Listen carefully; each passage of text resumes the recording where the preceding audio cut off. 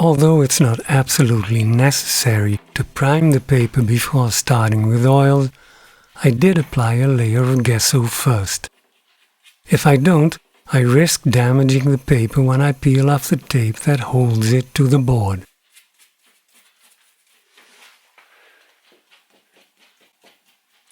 On the right side, I'm making the blue a bit darker.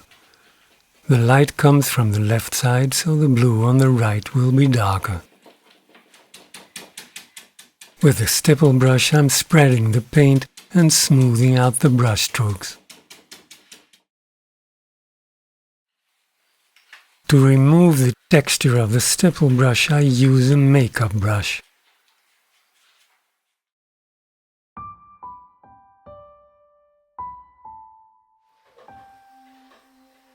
I'm doing the first layer of the clouds with a mix of King's Blue Light, yellow ochre and titanium white. Because the higher clouds catch more light, I add more and more white to the mix. My intention is to let those clouds fade out into the blue of the sky. My thumb is the ideal tool for that.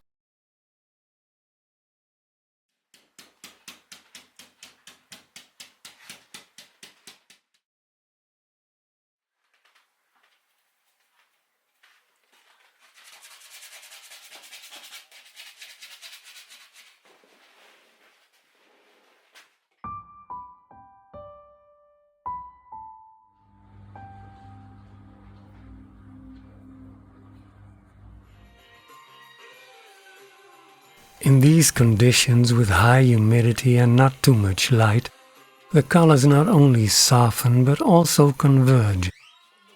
That is why I use the same color mix in the underpainting of the landscape as in the clouds. My drawing skills may not be that great, but I'm a fantastic sweeper.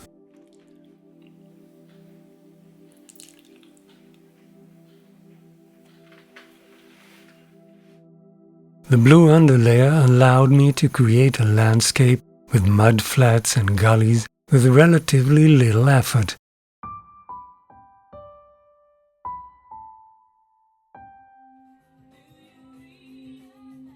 I'm now at the stage where I'm working increasingly on small differences and on finding the right contrast.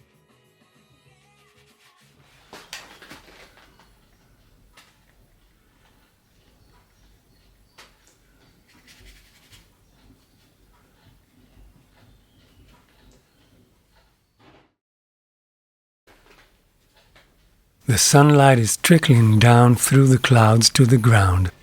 My thumb is by far the best tool to paint it.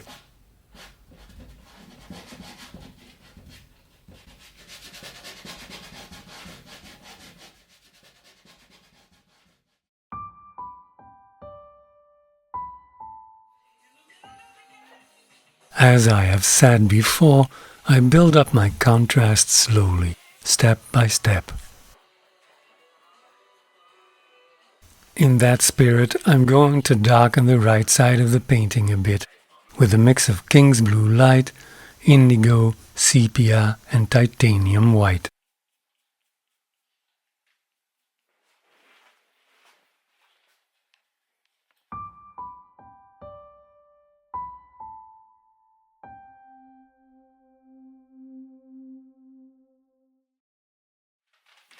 The colors are still too saturated for a hazy landscape, not only the yellows, but also the blues. To tone them down, I'm going to do something I have never done before. Drumroll swelling. I'm going to apply a glaze of pure transparent white. Normally, I'd add a little bit of color to my transparent white, but I want to reduce the color, not add more.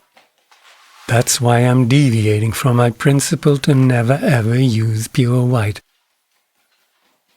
I apply the glaze over almost the entire surface of the sky, except for the darkest part of the cloud shadows.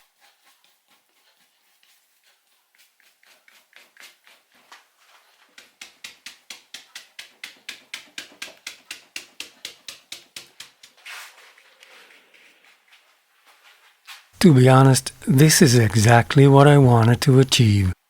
Slightly softer, hazier colors.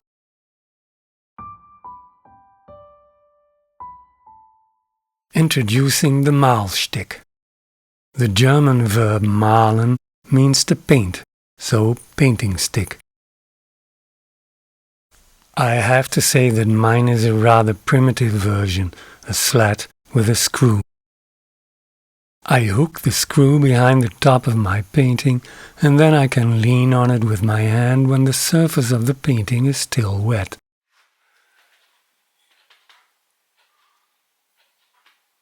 Because the paint of the glaze that I just did is not yet dry, I need the Malstick for the silver linings. Next, I add some color variation by randomly painting a few brilliant yellow accents.